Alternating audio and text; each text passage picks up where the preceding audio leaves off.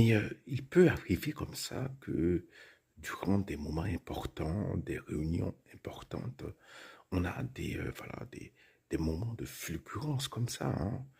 Peut-être que c'est ce qui est arrivé au président Trump et qui, bon, voilà, et qui l'a fait partir de manière précipitée, bien entendu, prétextant la crise au Moyen-Orient, parce que le G7, hein, voilà, le G7, c'est bon, les pays les plus industrialisés du monde, hein, et bon, on ajoute l'Union européenne, hein, voilà, et je crois aussi hein, le chef de la Commission européenne. Hein, donc c'est plus le G7, hein, mais voyez bien.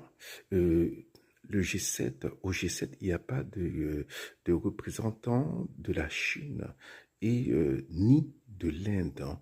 La Chine et l'Inde, c'est 4 milliards d'habitants.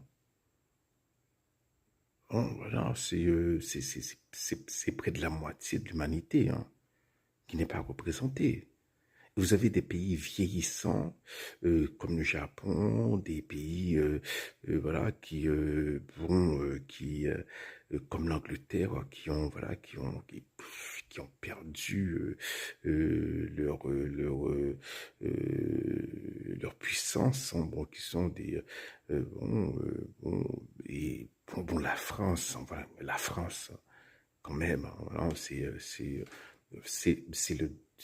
le déclin assuré. Hein, et Trump, lorsqu'il se voit en pareille compagnie, hein, il peut se dire, mais qu'est-ce que je fous là? Pardonnez-moi les mots, mais voilà, c'est vrai, hein, le G7 peut paraître comme une mascarade. Bon, je sais qu'il y a bon, toutes des variations, G20, G15, G8, mais voilà, mais ça ne change pas au fait que voilà, l'idée du G7, c'était logique hein, avant la chute du mur de Berlin. Maintenant, bon, ça n'a plus aucun sens. Hein. Hein, ça n'a plus aucun sens. Hein.